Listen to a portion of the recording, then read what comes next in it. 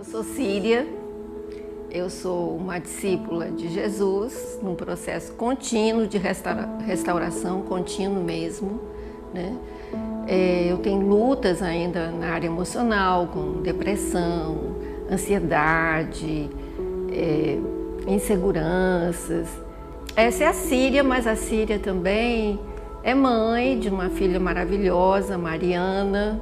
Eu nasci numa família estruturada, mas assim, tinha algumas questões disfuncionais. O meu pai viajava muito, às vezes ele ficava 6 meses fora de casa. A minha mãe, assim, ela sempre foi meio depressiva, então eu fui criada assim muito, eu comigo mesma. Eu não me sentia parte daquela família, era como se eu fosse só. A minha vida, ela era montada de acordo com os meus parâmetros, né? De sobrevivência, de segurança, eu que ditava as regras. Em função dessa loucura toda, chegou um momento que eu comecei a me sentir vazia, sem propósito na vida. Eu comecei a me tornar dependente do álcool. Um dia, final de semana, eu estava com muito medo de ficar só em casa, minha filha foi passar o final de semana na casa de alguém, não sei, com medo de fazer uma besteira, porque eu estava pensando em suicídio como única saída de tudo isso. E essa minha amiga me chamou, eu fui passar o final de semana na casa dela e ela me levou para uma igreja de crente. Eu nunca entrei numa igreja de crente, eu nunca li a Bíblia, até ali, né? Nunca tinha lido a Bíblia, eu não era nem católica, eu não era nada. Eu tive um encontro com Deus. E eu falei para Deus, né? Deus, se tu existe mesmo, eu queria que tu se revelasse para mim, se mostrasse para mim. Então, naquele momento, o controle saiu da minha mão e eu entreguei realmente a minha vida e a minha vontade a Jesus. E a partir daí, Ele passou a controlar a minha vida. Em 94 eu conheci a IBC, em janeiro de 94, e desde então eu estou aqui. A IBC é a minha família. Aqui eu sempre me senti pertencendo. Eu lembro que logo nos primeiros dias eu sentia, poxa, aqui é o meu lugar, era onde eu sempre quis estar. De 2010 a 2020, a minha filha morou fora, no Rio de Janeiro.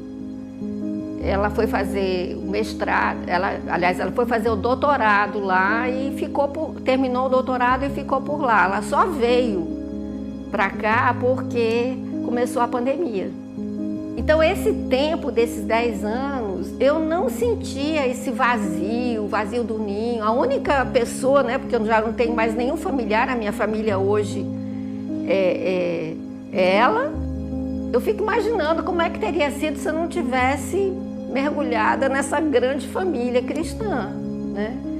E hoje, assim, eu tenho irmãos mais velhos, tenho pessoas que se preocupam comigo como se eu fosse mãe.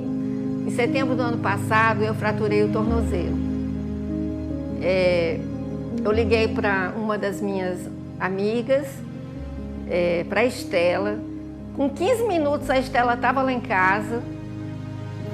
A gente foi para o hospital, botou tala, tudo. Ela me deixou em casa.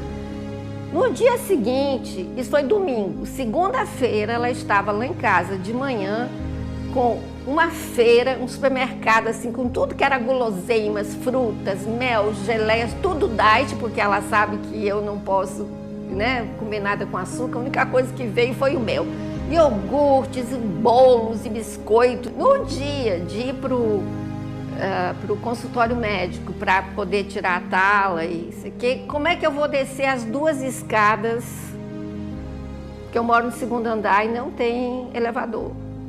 Bezerra e um menino, acho que chamado Felipe. Aí o Felipe disse assim, a senhora se importa de eu lhe levar no colo? Eu disse não, aí fui levada. Isso não é família, né? E eu quero desafiar todo mundo que se sente assim, desamparado emocionalmente, desconectado, que não pertence a canto nenhum, que se lance de cabeça na família de Jesus.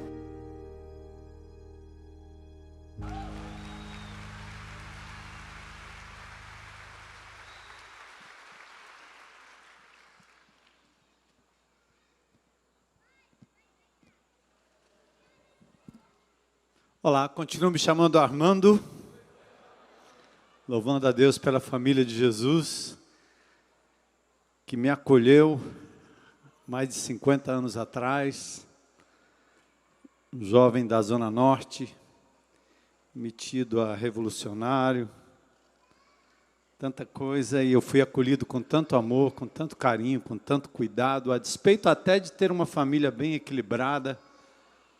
Meus pais me amaram muito, apesar de serem de uma outra religião, vamos dizer assim. Meus pais eram católicos espíritas, mas eu quero louvar a Deus pelo cuidado e o carinho que eu recebi na família de Deus. Louvar a Deus pela vida da Síria, foi uma pessoa muito importante na vida dessa igreja, e ela fez parte do planejamento estratégico desta igreja em várias instâncias. Ela é psicóloga, ela está clinicando, né, está cuidando. Então a Síria é um tesouro desses da IBC, que nos mantém firmes e conscientes de que nós não estamos sozinhos. Então eu quero louvar a Deus pela vida da Síria, por esse testemunho. A gente já viu muita coisa na vida dela. Carro, a troca do carro, né? Quando ela tinha um carrinho velho, tem tanta história, e Deus mantém a Síria no nosso meio para a glória dele. E gente, foi um final de semana muito abençoado. Nós estamos terminando a série Família, e eu quero ter aqui um bate-papo, né? Às vezes eu estou aqui ministrando a palavra de Deus e tem gente na congregação que conhece teologia, conhece exegese, conhece hermenêutica, é professor de doutrina. Aí o camarada, ao invés de sentar e relaxar, ele fica tentando me fazer a leitura, né? Ler, sabe onde o pastor vai, qual é o texto do grego que ele vai usar, do hebraico. Hoje de manhã tinha um irmão preocupado: pastor, qual é a versão da Bíblia que o senhor usa? Disse: meu irmão, compre logo umas 5 ou 10 versões. Porque nenhuma versão da Bíblia é inspirada. Nós não temos os textos originais. Nós temos uma ruma, como diz o cearense, de manuscritos. E esses manuscritos juntos compõem tanto o Velho Testamento dos maçoretas quanto o Novo Testamento. E todas as versões da Bíblia são versões feitas pelo homem interpretando ou traduzindo do hebraico para o português, do grego para o português. Então, não se preocupe, meu irmão. Compre logo umas 3 ou 4 ou 5 versões e leia cada uma, né? E vai comparando e veja qual é a melhor. Ah, mas aquela não tem a palavra sangue. Essa aqui não tem, essa aqui não sei o quê. Não entra nessa, não. Então, no mês de junho, agora que nós vamos entrar, não nesse primeiro domingo, mas a partir do segundo domingo, nós vamos fazer um estudo de 1 Coríntios, capítulo 12, 13 e 14. Vamos falar sobre os dons espirituais na igreja. E aí vai ser verso a verso. Prepare seu caderno, prepare suas anotações, traga aí sua Bíblia em grego, tá certo? Então não tem problema. Mas mais do que tudo isso é o coração aberto. Porque às vezes numa frase de qualquer pessoa, de qualquer indivíduo que fale movido pelo Espírito Santo de Deus, não como inspiração, a gente tira proveito. O que é que Deus está me dizendo? O que é que eu vou fazer a respeito? Essa deve ser a atitude do crente num ambiente desse. O culto já começou. Ele começou quando você saiu de casa, no caminho. Começou quando você entrou aqui no estacionamento, foi recepcionado, teve que estacionar o seu carro no jeitinho certo, e teve que aplicar o princípio, né, de ver o melhor e o bem-estar do outro. Senão você coloca o carro atravessado, ninguém mais entra naquela vaga, né? Então o culto começa lá. E começa aqui, quando a gente entra, vê o irmão, cumprimenta o irmão, é abraçado por esses voluntários aqui. Como ontem nós tivemos uma festa maravilhosa, tantas barracas, parecia que uns condomínios assim, tinha uns condomínios tipo Alphaville, tinha outros condomínios tipo Barra do Ceará, Zé Walter, né? Tinha até um corretor aqui, tinha um corretor vendendo a barraca com piscina. Diz que a barraca que ele tinha ali naquele condomínio tinha piscina, e de fato essa piscina ficou lotada de crianças aqui à noite. Foi um tempo maravilhoso nessa propriedade que é sustentada por vocês, que pertence à Igreja de Jesus e que nós cuidamos dela com muito carinho, com muito esmero. Eu andei ontem aqui até tarde da noite, hoje de madrugada também, só ouvindo os depoimentos de pessoas que nos visitaram e perceberam em tudo que nós fazemos aqui aquele quê de excelência. Tudo feito para a honra e glória de Jesus. Não é para nós, é para Ele. Tudo que nós fazemos tem que refletir o nome dEle, a glória dEle. Então a limpeza, as pinturas, as árvores, as podas, a grama, o jardim, os espaços, tudo isso reflete a glória de Deus no nosso entender. Ainda somos falhos, frágeis, mas é o que nós tentamos fazer para a honra e glória dEle. E aqui também alguém me falou esses dias assim, aliás, alguém mandou um zap para mim. Pastor, nós precisamos falar sobre a igreja precisa ouvir falar sobre família. Aí eu respondi assim, eu disse, amado irmão, me diga aí qual é o nome dessa igreja aí que está precisando ouvir falar sobre família, porque nós estamos pregando no mês de maio inteiro sobre família, em várias instâncias. Então você me diz onde é essa igreja, me convida que eu vou lá dar uma palavra também. Porque nós tivemos aqui vários domingos em que falamos sobre a relação marido e mulher, pais e filhos. Tivemos no terceiro sábado aqui um momento precioso, o A2, que lida com casais, o Mulher, que lida com as mulheres, o Seja Homem, que é só para macharada. Segunda-feira, amanhã, nós temos um consultório de psicologia, psiquiatria, a tria que você imaginar. Aqui, amanhã à noite, Celebrando a Restauração, é uma espécie de um consultório aberto, para você lidar com suas lutas, dificuldades, trazer pessoas, e o melhor, não paga para entrar, é de graça. E lá com a escuta terapêutica, você sai dali abençoado. Na última quarta-feira nós tínhamos 70 adolescentes fazendo o inventário, passando pelo processo do CR, abrindo a vida, porque tudo que nós precisamos, aliás, tudo que as pessoas precisam, é um ouvido, é alguém para ouvir, não é alguém que pega a Bíblia como essa minha aqui, que é pesada, para dar na cabeça, encher a cabeça do outro de versículo. Às vezes a pessoa está só querendo que você ouça, depois chore com ela se preciso for, abrace se preciso for, traga para perto, dê um cafezinho, um chazinho, né? Uma água para essa pessoa, e depois o Senhor vai usar a sua vida, seu testemunho, para entrar no coração da pessoa e ministrar a palavra de Deus. E quando você ministra a palavra de Deus, ministre assim, ó, Deus me falou, é assim que Deus tem feito comigo. E não com essa mania que a gente tem de ser pregador do planeta. Já basta um aqui, todo domingo fala aí para vocês, né? Mas é a vida que fala mais alto. Então a igreja de Jesus é esse lugar.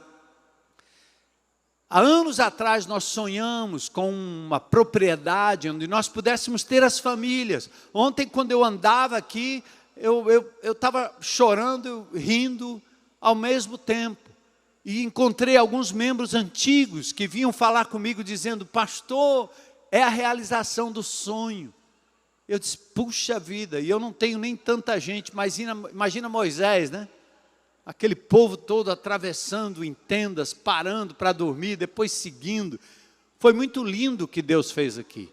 E nós queremos que essa propriedade seja usada para a honra e glória dEle, onde crianças podem andar por aqui. Quero agradecer a Deus pelos voluntários que trabalharam aqui, pelos ministros de tempo integral, representados na pessoa do Luan, nosso administrador, os voluntários que trabalharam aqui a noite inteira praticamente. Eu peço que vocês deem um aplauso aí para eles, né? Servos. Obrigado, gente. E eu ouvi dizer que hoje o Radical está aqui, é verdade?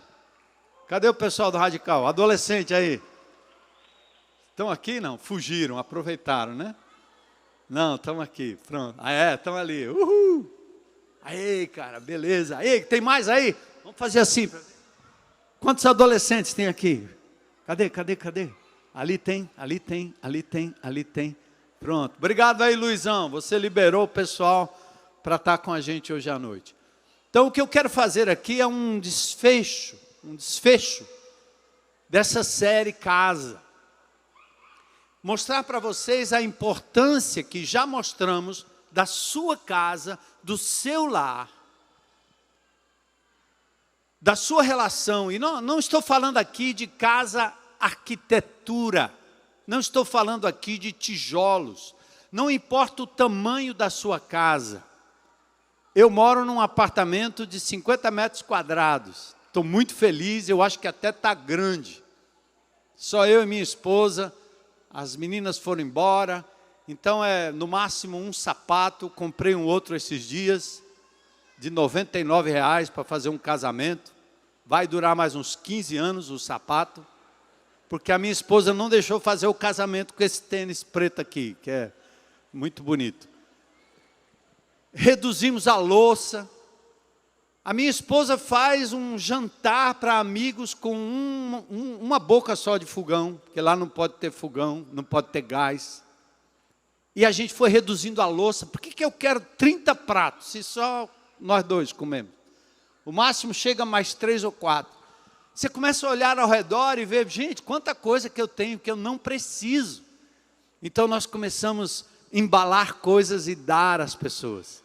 Essa semana dei algumas camisetas a mais para os manobristas lá do prédio. Muito lindo, muito legal. Então não importa o tamanho da sua casa. O que importa é quem vive ali dentro. E como você vive dentro da sua casa. E o que nós temos falado aqui é que a relação marido e mulher afeta a criança, afeta o adolescente. Você se liga tanto nos seus filhos, mas não entende que o que os seus filhos precisam é que você se dê bem com sua esposa e trate ela com dignidade. E que a mulher também trate o marido com dignidade. Que não jogue a relação, às vezes, conflituosas entre marido e mulher, a relação conflituosa, entre marido e mulher, para a cabeça dos filhos. Então, nós temos ensinado isso. Pastor Zé Edson é o santo casamenteiro. Atenção aí, adolescente. Ele fica chamando ele de cabeção, mas eu não acho isso não. Eu acho que ele é lindo, aquele cabelo dele. Ele é o santo casamenteiro. Ele e a Edna, eu nunca vi tantos casamentos. Se for computar, você perde a conta. Porque é um homem dedicado, como o pastor Alcimor, e não somente ele, não somente Alcimor, não somente a gente também, mas a igreja de Jesus aqui, através dos GRs, cuidando uns dos outros, sustentando famílias. Então creia, o ideal de Deus é pregado nessa comunidade, porque faz parte da palavra de Deus. Então o que nós queremos proporcionar aqui nesse campus e nas nossas programações, foi o que apontamos na virada do ano passado. Relacionamentos. Entre pai e filho, entre marido e mulher, entre irmãos. Relacionamento, proximidade, conhecimento. E nós temos aqui uma demanda represada pela pandemia, que nos jogou num lockdown. Maldito. Exagerado. A tentativa do Estado de controlar a sociedade e manter todo mundo como estão fazendo em Xangai. Separando inclusive os pets, os animais das famílias. Separando famílias. Mantendo todo mundo lacrado e o mundo aplaudindo, achando legal, porque é em nome da saúde. Nunca se viu isso. Mas estamos assistindo agora um controle do Estado sobre a família. E hoje eu quero chamar a sua atenção para isso. Não somente sobre esse controle, mas o fato de que, quando a família se desfaz, quando alguém fica só, a exemplo da Síria, encontra na igreja de Jesus o padrão de família, família de Deus. Pai nosso. Só quem creu em Jesus como Senhor e Salvador pode chamar Deus de Pai. Todos nós somos criaturas de Deus.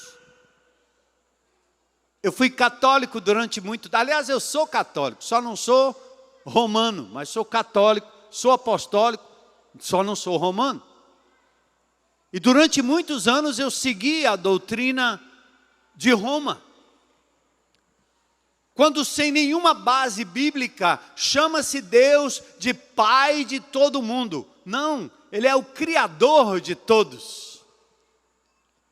Deus, o eterno Criador, tem um Filho, unigênito,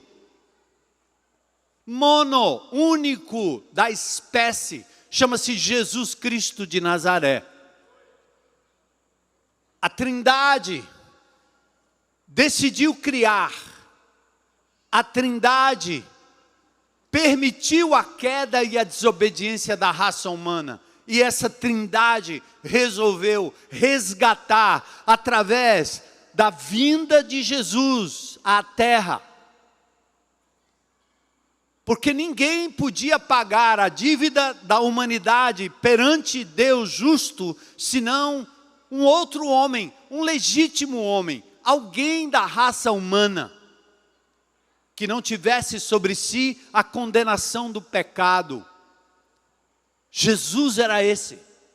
Em tudo foi tentado, diz a palavra de Deus, mas sem pecado. Ele não merecia morrer. Então ele adentra, ele nasce da mulher, porque para ser homem legítimo, ele tinha que nascer de Maria. Tinha que nascer da mulher, tinha que nascer do ventre. Ele não podia ser um ET, um marciano. E esse nascimento é exatamente o plano eterno do Pai para a mulher que foi colocada no mundo para procriar, para ser o ventre da humanidade. A coisa mais sublime, o ser mãe. Ter a capacidade de ver nascendo em si mesma, nela mesma, um ser humano complexo, perfeito, maravilhoso, como você. Esse era o plano de Deus, sempre foi. Pai nosso, Deus é criador de todos. Mas a palavra de Deus diz lá em João 1,12, que Jesus veio para o que era seu, mas os seus não receberam. Verso 11, mas a todos quantos receberam Jesus como seu Senhor e Salvador, tornaram-se, Ele deu a eles o poder, a graça de se tornarem filhos de Deus. Jesus é o único filho da família de Deus Pai. Ele é o primogênito, porque todos nós fomos adotados na família de Deus. Romanos capítulo 8, versos 14 a 16, fala disso com muita clareza. Paulo declina isso em Gálatas. Nós fomos adotados na família de Deus. O nosso irmão mais velho é Jesus. Ele abriu o caminho, Ele pagou o preço. E nós fomos adotados não porque tínhamos algum merecimento, mas como uma família que decide adotar uma criança, ela não fica olhando quanto a criança pode pagar ou deixar de pagar. Apenas recebe. E a partir dali a criança pode ter problemas genéticos, ela pode ter doenças que fazem parte do seu DNA, aquela criança pode ter problemas cognitivos, aquela criança pode ter problemas de mobilidade, ela pode desenvolver doenças no futuro, mas pouco importa, essa criança será amada, porque foi adotada como ser humano. É assim que Deus fez comigo, com você, não havia mérito, e Ele nos adotou, entende?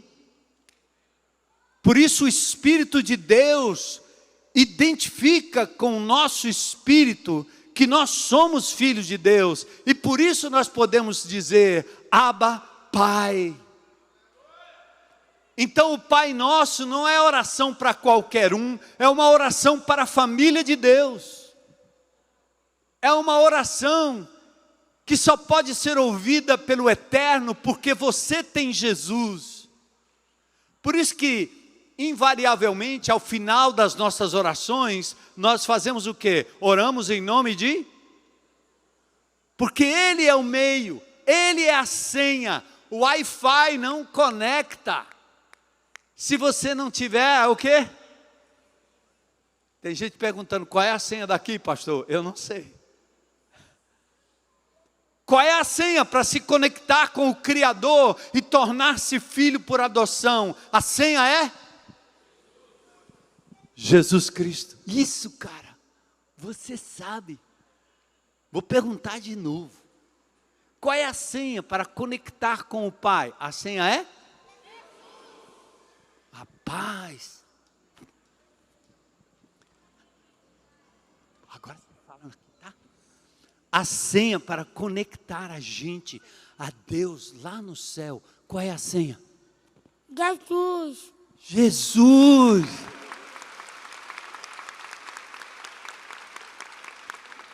Isso é uma pipoca? É uma pipoca, é?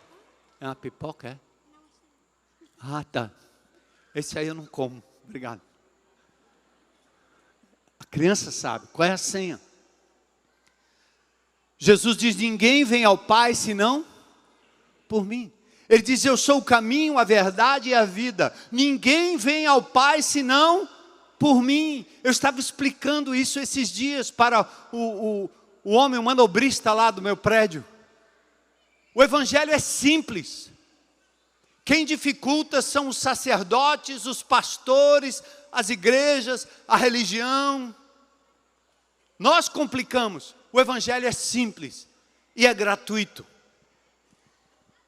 Eu sou o caminho, a verdade e a vida. Ninguém vem ao Pai senão por mim. O centro é Cristo, o caminho é Cristo, a senha é Cristo. Então entenda. Nós vivemos num mundo mau.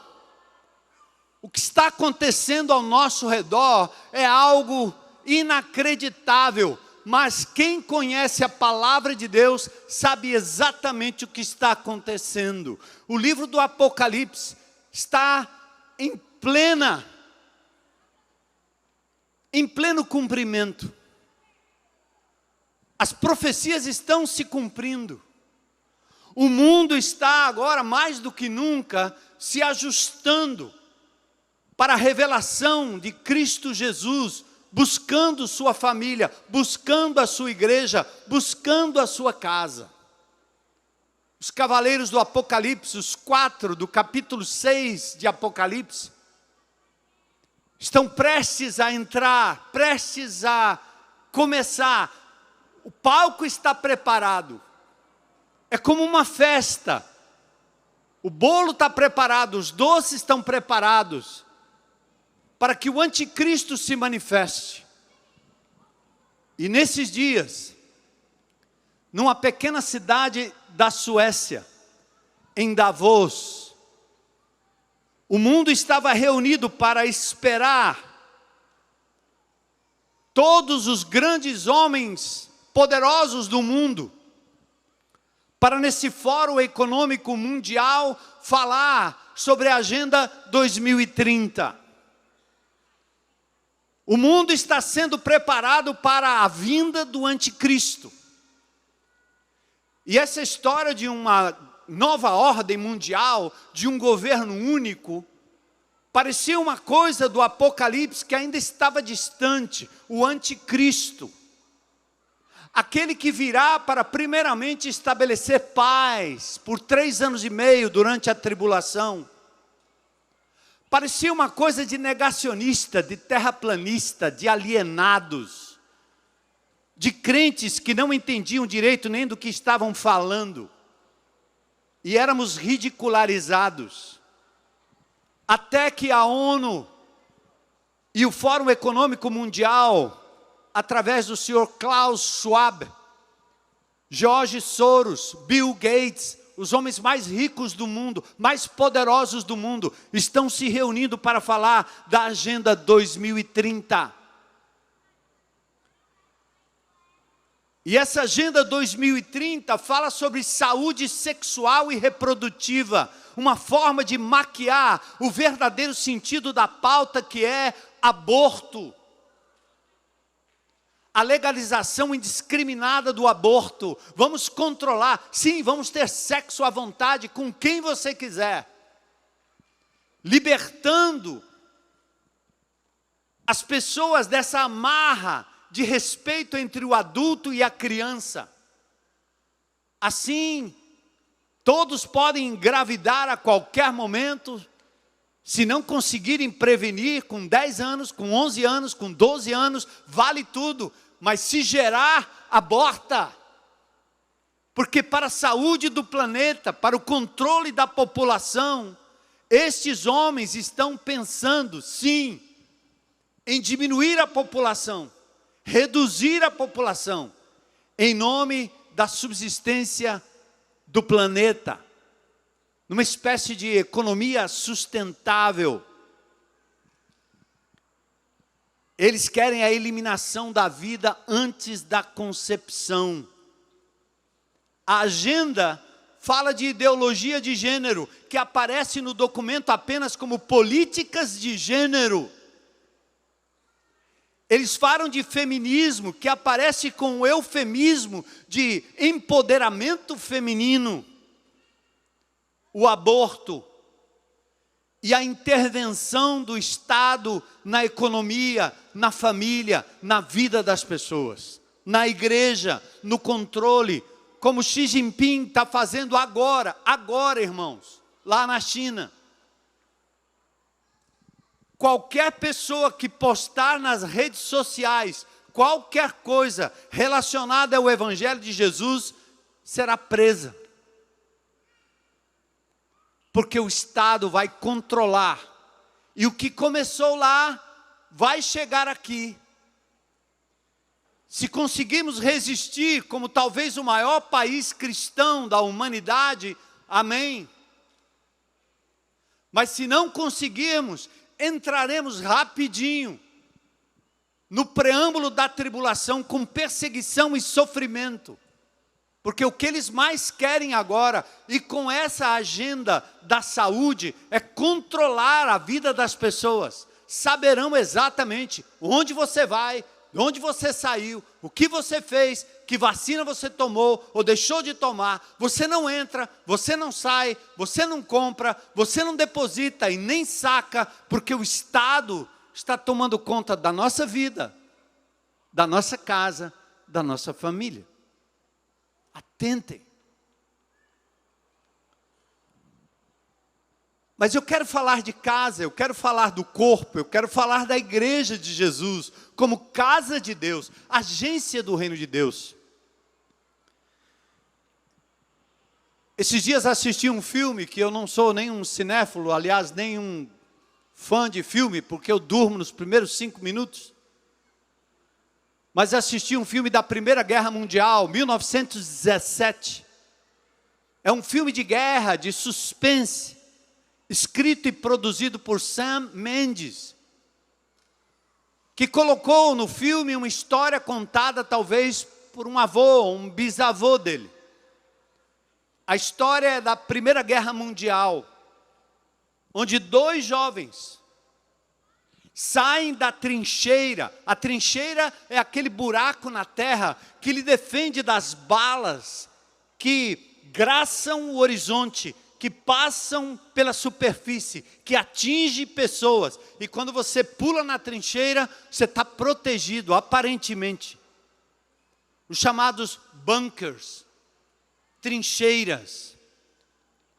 Nesse filme da Segunda Guerra Mundial, 2 jovens são incumbidos de avisar um batalhão lá na frente, liderado pelo coronel Mackenzie, que o inimigo recuou, mas foi estratégico, foi para atrair aquelas tropas e a emboscada seria fatal. Os 2 jovens saem correndo para tentar avisar o coronel Mackenzie.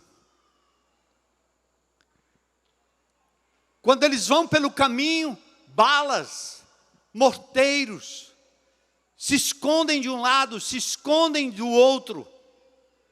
Esses dois jovens, Blake e Schofield, saem voando, correndo. Blake morre, Schofield continua. Lá no meio ele encontra uma mulher com uma criança, numa casa escondida, no meio da guerra. Ela está num porão, e aquela mulher divide com ele o leite, para dar a ele um alimento, a fim de que ele prossiga e vá salvar aquele batalhão que vai cair numa armadilha. A guerra, a proteção do bunker, da trincheira. É assim durante as guerras. Eu quero dizer para você, como diz Marcos Almeida na sua letra, estamos em guerra. O mundo está em guerra contra a família, contra Deus, contra Cristo, contra os princípios cristãos, contra a lei, contra a moral. O bandido é protegido e quem defende a lei é condenado. O justo perece, o injusto prevalece. O homem de bem é preso, o bandido é solto. A justiça se corrompeu, estamos em guerra. A igreja já experimentou isso ao longo dos anos. Nós cantamos aqui. O Coliseu não parou a igreja. O que é a Coliseu? O que é o Coliseu?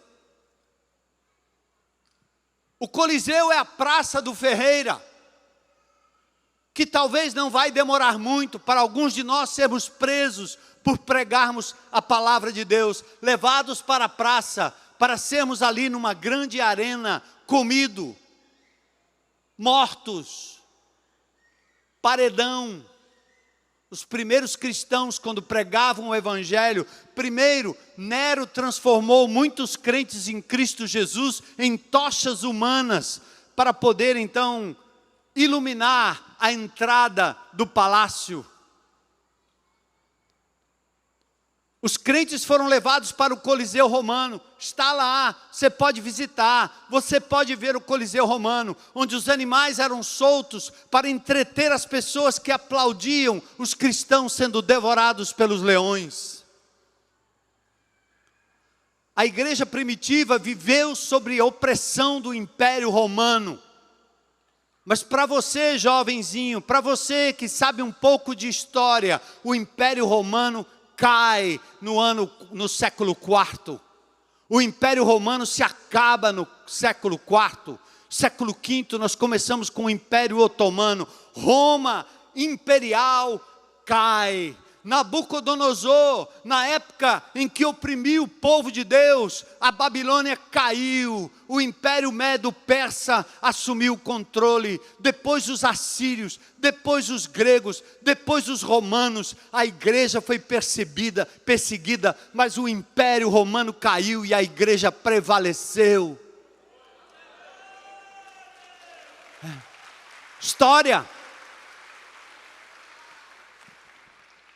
Os leões não pararam a igreja, o Coliseu não parou a igreja, porque o sangue daqueles homens e mulheres que tinham um compromisso com a verdade, que não se vendiam por qualquer coisa, que não eram covardes, mas que iam para o fronte para morrer por Jesus, como aquele soldado no filme 1917, foi até o final. Ele estava disposto a dar a sua vida para salvar aquele batalhão lá no fronte de batalha.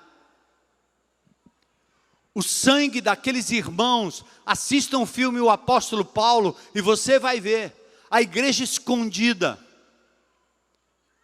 Tive o privilégio de ir a Roma, ver as catacumbas, andares e mais andares. Como é que você pode imaginar? Os crentes em Cristo Jesus não podiam nem enterrar os seus mortos em cemitérios comuns. Então eles cavavam o chão, fizeram verdadeiras cidades, verdadeiros bairros debaixo da terra, 3, 4, 5, 7 andares abaixo, para enterrar os seus mortos. E ali tem símbolos de que a igreja se reunia para celebrar a ceia do Senhor, se reunia para orar, se reunia para sustentar, enquanto alguns morriam no Coliseu. Mas o sangue daquele povo foi a semente que fez com que a igreja continuasse ao longo dos séculos e o evangelho chegasse até nós. Algumas décadas atrás, nesse estado, ser crente era chamado de bode, era perseguido, se não morto. O sangue desses homens e dessas mulheres que no lombo de animais pregaram o evangelho, foi que trouxe a palavra de Deus até nós, para nos libertar da insignificância e nos fazer filhos por adoção na família de Deus. Sabe o que é isso? É a igreja. O que é essa igreja? No livro de Hebreus, no capítulo 3, versos 4 e 5, diz: pois toda casa tem um construtor, mas Deus é o construtor de todas as coisas.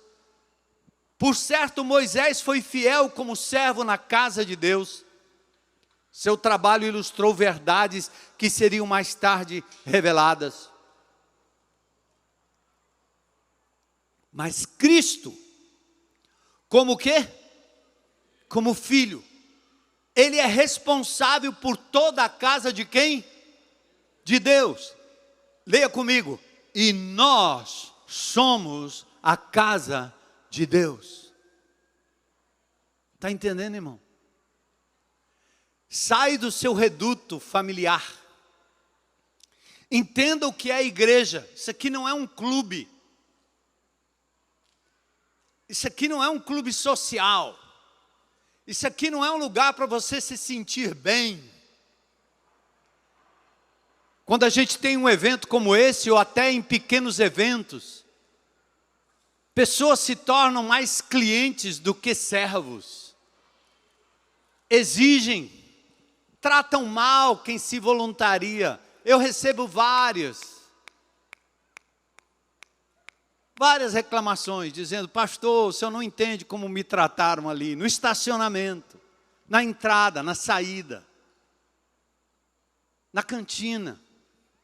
Porque as pessoas estão acostumadas como se a igreja fosse um shopping center. E nós construímos na igreja o berçário para o nosso filho, o GF para os nossos filhinhos, o radical para o nosso adolescente. Tudo tem que estar adequado ao nosso querer. E nós pagamos, então exigimos o trabalho. Exigimos o serviço bem feito e completo. Nos esquecemos. O Filho do Homem não tinha onde reclinar a cabeça. Jesus não veio para ser servido, Marcos 10, 45, mas para servir e dar a sua vida em resgate por muitos. Onde você achar um problema, meu irmão, Deus está te chamando para suprir. Pula dentro. Está faltando voluntários, por isso as crianças retornam. A fila está grande porque falta voluntário. Não é um shopping, nós não ganhamos com isso. É apenas uma forma de manter o povo de Deus aqui reunido em nome de Jesus, voluntários. Então, ame, elogie, sorria. É a igreja de Jesus. E mais do que alimento é a nossa comunhão. Mais do que o conforto nesse lugar, mais do que barracas colocadas em lugares secos, sem a chuva que Deus soprou e foi embora, é a nossa comunhão.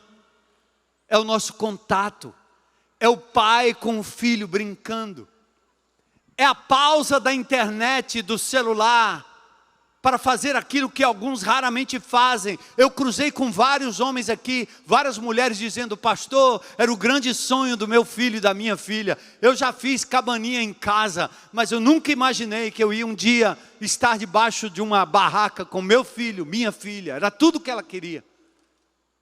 E a mãezinha apavorada: onde é que essa menina vai? Cadê esse menino? Daqui a pouco ela volta toda enlameada.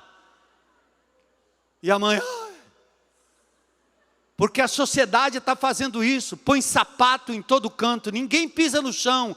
A mãe terra, como chamam, é lugar de contato, é lugar para descarregar os íons.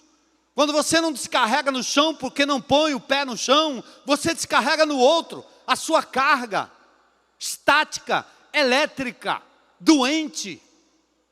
Porque você não se dá o luxo de ir a uma praia, andar com sua criança, com sua família, com sua mulher e gastar uma água de coco só, é barato. Você não deixa o menino pôr o pé no chão, porque essa sociedade maldita está tentando tornar o ser humano em robôs. Adoecem, você gasta com remédio, o que você não gasta com a lavra-migras. Não quer gastar com a lavra-migras? Vai gastar com remédio, que afeta o coração, o fígado, que torna o menino obeso, a menina obesa, porque você jogou um celular na mão dela e na mão dele e se acabou. Pronto, acabou sua responsabilidade. A igreja de Jesus, o mundo está em guerra. E nós temos que estar preparados. Nós temos que saber qual o nosso papel. E quando a gente quer entender um problema, deixa eu lhe dar um princípio nesse nosso bate-papo. Quando você quiser entender um problema, quando você estiver numa enrascada qualquer, faça o seguinte: corra para o manual. Eu participei de um rally esse final de semana. Tive um problema no carro de uma concessionária. Todo mundo botou a mão na cabeça, ninguém sabia o que fazer. Parece que a corrida ia ser anulada, eu não ia conseguir nem correr. E um santo irmão conseguiu o manual. Pegou o manual, achou o manual e ele descobriu o problema. Bingo! E Deus deu a vitória.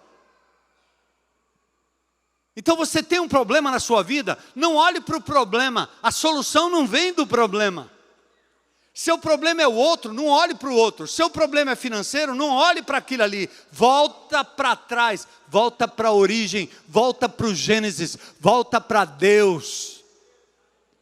Você sabe que sabedoria é a capacidade de olhar a vida, olhar os problemas, olhar as coisas do ponto de vista de Deus. Até o problema de saúde que você tem. Não olhe para o problema, não olhe para o diagnóstico, pode não resolver. Olhe para o seu Deus que te criou, ouça o que Ele tem a dizer sobre o seu corpo, sobre a sua vida, sobre o que entra na sua boca.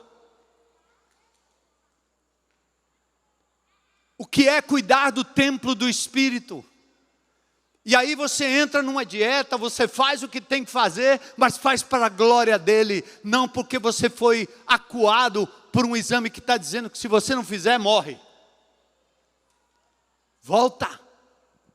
E aí eu quero voltar com vocês para o Gênesis. A Bíblia começa assim, é por isso que a Bíblia tem tanto livro. Tem gente que pensa assim, rapaz, bastava o Salmo 23, estava resolvido. Para que 66 livros? Para quê? É muita coisa. É porque Deus quer que você entenda o transcorrer da história. E Ele vai mostrando como os problemas que aconteceram durante a história, com homens e mulheres de Deus, tiveram origem lá no princípio. Aí Deus te leva de volta. Quando abre o Novo Testamento é a mesma coisa.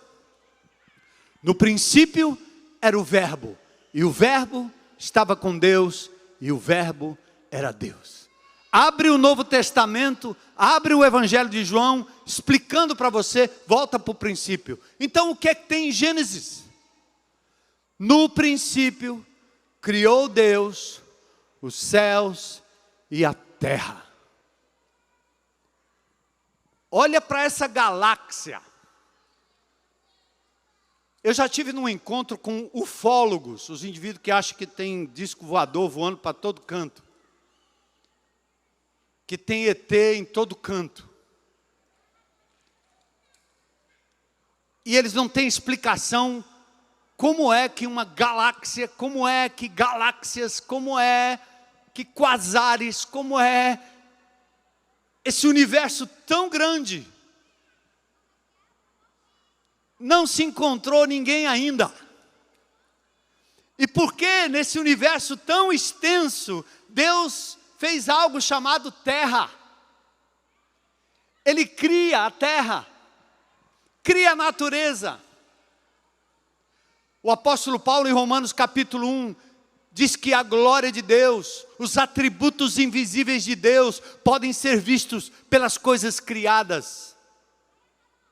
Por isso que eu acho tão lindo a gente estar nesse campo, vocês estão aqui louvando a Deus e as árvores estão aqui, de vez em quando um passarinho, de vez em quando um morceguinho. E você pensa, isso aqui não é de Deus, é de Deus, a barata é de Deus, a muriçoca é de Deus, Ele criou tudo. Tem uma finalidade, o equilíbrio da natureza. Então Deus cria todas as coisas, depois Ele coloca você e eu lá dentro. A grande casa do ser humano era o universo, era a terra. Deus dá ordem ao homem, domina, tenha controle, não seja controlado, toma conta. Os animais estão debaixo do teu controle, as plantas estão sob o seu controle. Mas eis que de repente em Gênesis capítulo 3, depois de Deus dizer que tudo que Ele criou era muito bom, Tov Ma'od, o termo hebraico tão lindo, Tov, bom. Quando você encontrar um judeu, diga assim, Tov. Aí quando você diz Tov Ma'od, muito bom. Yom Tov, bom dia. Os caras da teologia aí ficaram felizes agora. O pastor falou, termo hebraico, tá bom, vai conferir. Deixa para lá. É porque é muito lindo como Deus escreve. Ele cria tudo, diz que era bom. Quando Ele cria o homem, muito bom. Gente, o universo, a terra era a nossa casa. A natureza, o controle de todas as coisas. Controle do tempo, controle dos animais, controle da natureza. Mas aí no capítulo 3, o homem desobedece à lei divina. Porque o mal nunca foi criado por Deus. Deus não cria o mal, porque mal não é um sujeito, mal não é uma pessoa. Mal é a quebra do mandamento divino. Isso que é mal. Mal é quando você vira as costas para Deus e diz, vou fazer do meu jeito. Isso é o mal. Então Deus não cria o mal, Ele cria a possibilidade de você fazer o que é mal. E Ele deu ao homem autonomia, livre-arbítrio, escolha. E Ele disse, pode tocar nessa areia aí, de todas as praias do Ceará. Mas tem uma pedrinha no meio dessa areia, que ela é vermelha. Essa você não toca. O dia que você tocar, você morre. Me responde aí, tem algum gênio nerd aí? Quantos grãozinhos de areia tem na costa cearense? Não dá para contar, não é não? Quantas possibilidades o homem tinha de fazer o que é certo, de escolher o que era certo, mas o indivíduo foi movido por uma insinuação do diabo. Deus não quer que você seja esperto como ele, seja como Deus. Eleva aí, testa aí, você não vai morrer não. E como uma criança pequena que você diz, mexe em tudo, menos na tomada. E quando você vira as costas, ele pega o grampo e mete na tomada. Mexe em tudo aqui na cozinha, só não mexa no fogão. Você vira as costas e ele está mexendo no fogão. É assim, hein? Alguém aqui parece com Adão? Eu. Quando o homem toca naquilo que Deus disse para não tocar, não comer, o homem se afasta de Deus, vira as costas para Deus. E o universo começa a cair, a decadência, a natureza sofre. Paulo diz em Romanos que a natureza aguarda a redenção dos filhos de Deus, ela está agonizando. E o homem, ao invés de controlar, passa a ser controlado. O que era bom vira mal e vira vício. Alguns anos atrás eu estive no Peru. Eu fui de Lima até Cusco e de Cusco para o Machu Picchu. E depois eu decidi fazer uma aventura daquelas bem radicais. Nós subimos 4.500 metros de montanha a pé. Porque havia um degelo e as montanhas lá no alto tinham a cor do arco-íris. E aí o desafio era chegar lá. Muitos da caravana eram levados, alguns paravam no meio, subia de camelo, subia de jumento. E alguns guias levavam balão de oxigênio, tubos de oxigênio para injetar nas pessoas, porque na medida que você sobe, você vai ficando com falta de ar, o oxigênio fica rarefeito, certo? Aí quando eu estava na pousada lá embaixo, o peruano disse, é simples, você resolve isso aí fácil. Eu disse, eu vou subir, não quero negócio de oxigênio, nem animal, eu vou. Metido, né? O cara disse, você vai ter problema. Eu disse, opa, qual é a solução? Ele disse, coca. Eu disse, Coca-Cola? Disse, não, folha de coca. Opa. Eu pensei logo, eu vou ser preso aqui. Aí me deram as folhinhas de coca.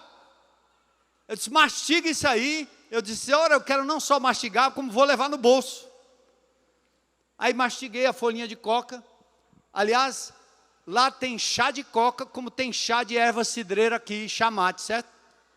Porque a coca tem esse poder de tornar você apto para subir a altitude.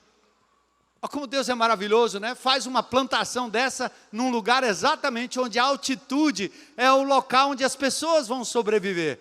Só que, ao invés de ter o domínio sobre a coca, o homem na sua maldade passa a ser dominado pela planta, transforma aquela planta num elemento branco chamado cocaína. E essa maldita cocaína destrói a vida de jovens, adolescentes e adultos. No mundo inteiro, essa maldita cocaína, ela é cheirada em carreirinhas, em festas na favela, em festa nos grandes condomínios e prédios da nossa cidade. Carreirinhas são colocadas em cima de carros de luxo.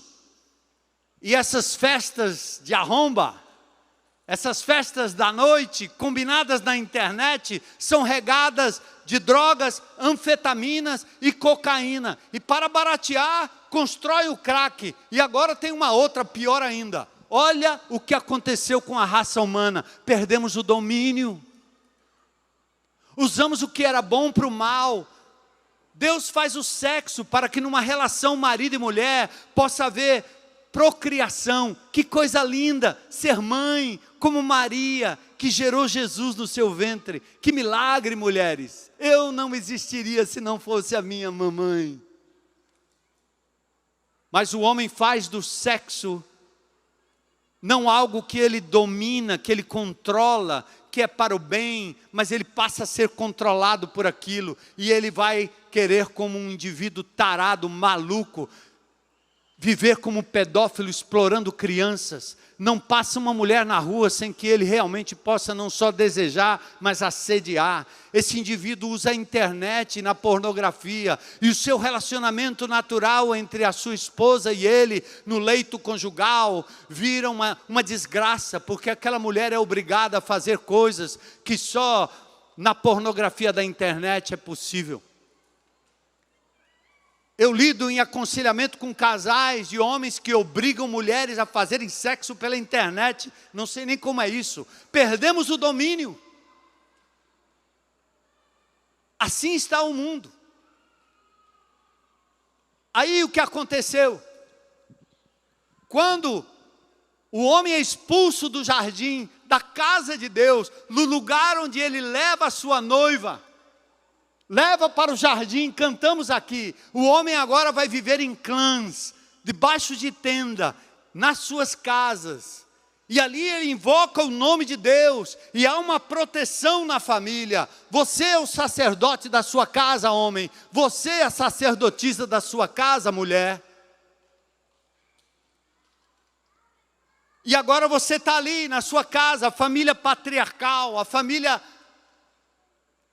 que tem hierarquia, que tem respeito, que tem cuidado. Mas eu disse aqui da última vez que preguei, a Revolução Industrial do século XVIII, que começou na Inglaterra, tira o homem de casa, aquele homem que criava os seus animais, que tinha seu próprio alimento, que estava perto dos filhos, cuja mãe era parceira, a família que não tinha nenhuma distração, tudo era em comum, tudo era em comunhão. Deus na história, Deus na mesa, Deus na refeição, temor de Deus. Entendendo as estações, entendendo a peculiaridade de cada animal, esses homens são retirados e levados para a indústria. Começam a fabricar coisas em série. A família perde a sua hegemonia. O diabo começa a atacar a família. E nós ainda sobrevivemos, sim. Mas presta atenção. Jesus disse, eu vim para que tenham vida, mas o diabo veio para matar, roubar e destruir. E o diabo agora, ele entra na nossa casa, ele entrou na nossa casa. Estamos em guerra.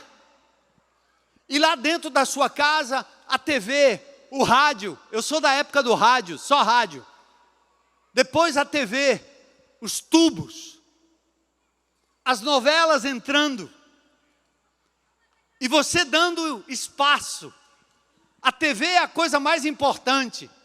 Os crentes dizem assim, os incrédulos fazem altares de santos dentro de casa.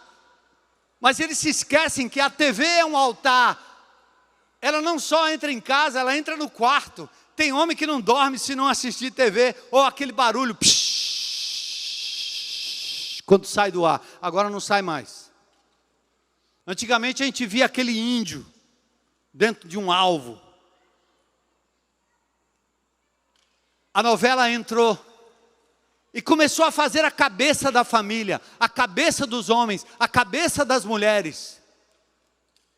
Para dizer que o bom era ter uma mulher como aquele galã, bom é ter um marido como aquele homem, bom é trair, bom é roubar, bom é matar, bom é fornicar, bom é fazer sexo proibido. E essas novelas entraram na nossa casa há 2, 3 décadas atrás. E assim como no Éden, o homem e a mulher deram espaço para o diabo, Satanás, a antiga serpente, nós também demos espaço nas nossas casas. E agora? Agora nós não precisamos tanto da televisão, porque nós temos o celular. Você não acredita no diabo? Então você não acredita no Wi-Fi. Porque o diabo é um anjo que não se vê, que encarna, que tenta. O homem tirou o domínio que foi dado para ele. Lá no Salmo 8 mostra isso, e ele entrega ao diabo, ao inimigo. Por isso o diabo diz a Jesus, tudo isso te darei se prostrado me adorares. O mundo está em guerra, sob o domínio do inimigo de Deus. Olha o que fizeram com o mundo. João diz em 1 João 5,19, sabemos que somos de Deus e que o mundo está sob o poder do maligno.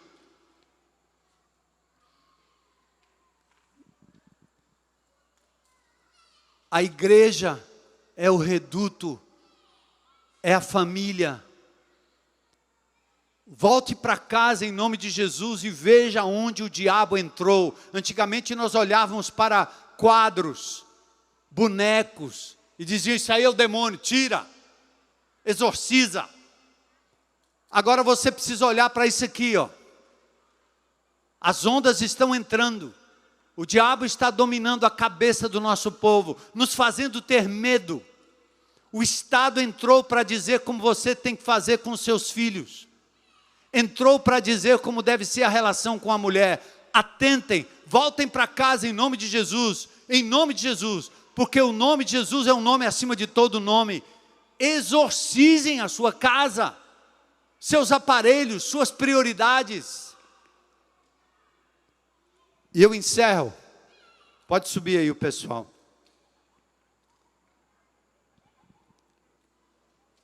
Com o capítulo 8 de Romanos, verso 19 a 23. O que é a igreja? A igreja é o refúgio.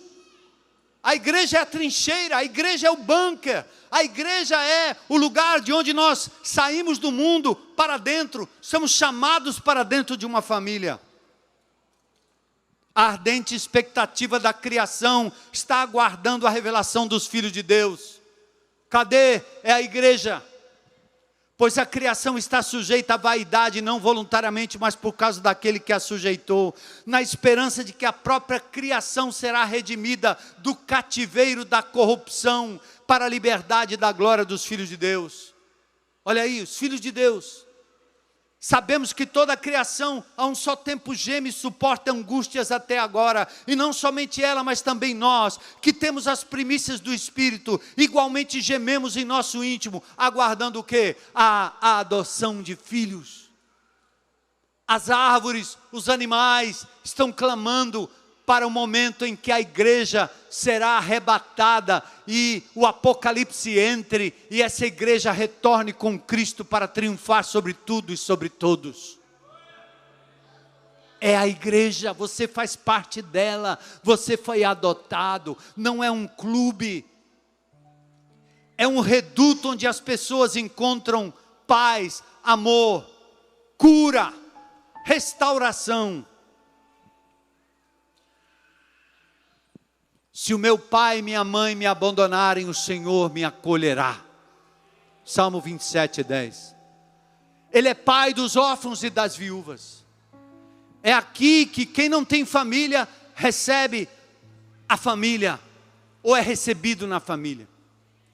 É aqui que nós temos filhos, netos, que não são de sangue, mas são irmãos em Cristo. Crianças que são cuidadas, abraçadas, amadas. Adolescentes que são cuidados, tratados, amados. Mulheres sozinhas ou com um marido, mas que se sentem sós. Aqui encontram a guarida. Aqui é família de Deus, é povo de Deus, é igreja de Deus. Irmãos, Paulo diz que quando o indivíduo é disciplinado no corpo de Cristo, ele sai fora da proteção da igreja e é entregue a Satanás para a destruição do corpo. Mas a palavra diz que maior é o que está em nós do que o que está no mundo. E nós temos que continuar como igreja de Jesus. Quando você vier para esse lugar, lembre-se, você está fazendo parte do plano divino de redenção da terra, da humanidade, do universo. Porque é pela igreja que o plano de Deus vai ser levado adiante. Lá no Coliseu, muitos perderam suas vidas. Agora é a nossa vez de permanecermos firmes e de fazermos da igreja de Jesus não um hotel, mas um hospital, uma emergência. Não para o nosso benefício, mas para o benefício daqueles que virão a crer. Isso é igreja. E eu quero convidar você a ficar em pé. Em nome de Jesus. Quantos aqui fazem parte da igreja de Jesus? Glória a Deus. Somos família. Somos corpo. A mesa está posta. O banquete está pronto. Jesus é o nosso Senhor. É o filho primogênito. Nós fomos adotados na família de Deus. Quantos têm consciência disso? Eu fui adotado na família de Deus. Somos irmãos porque fomos adotados. Temos o mesmo Pai, o mesmo Espírito, a mesma origem e a mesma finalidade. E vamos dizer a esta cidade de Fortaleza, a esse Brasil, a esse mundo, como muitas igrejas estão fazendo o mundo afora, que a salvação está em Cristo Jesus e que a mensagem vai ser pregada através do seu corpo vivo. Nós somos os pés, as mãos, de Jesus, o ombro amigo, a palavra de consolo e de conforto, somos nós. Eu quero perguntar a qualquer pessoa aqui ou na internet que me vê: você é criatura de Deus, foi criado por Ele, mas Deus enviou o seu Filho para morrer em seu lugar, pagar o preço dos seus erros, passados, presentes e futuro. E Ele hoje oferece a oportunidade de você receber Jesus como seu Senhor e Salvador, e ser adotado na família de Deus. Valeria o mundo inteiro por uma só pessoa, aqui na internet, em qualquer lugar. Tem alguém aqui hoje à noite que gostaria de dizer: eu quero entregar minha vida a Jesus hoje, quero ser parte da família de Deus? Tem alguém? Levanta a sua mão aí, onde você está. O braço pesa, mas é uma identidade com o Senhor. Coragem para dizer: glória a Deus, glória a Deus. Valeu, lindo, glória a Deus, glória a Deus, glória a Deus, glória a Deus. Essa é a família, esse é o corpo. Vamos nos juntar, não porque gostamos uns dos outros, é pouco provável, a gente é tão diferente, mas porque nós temos um só Senhor, um só Salvador, um só Espírito. Amém? Somos igrejas do Senhor. Vamos louvar e adorar ao Senhor. Glória a Deus.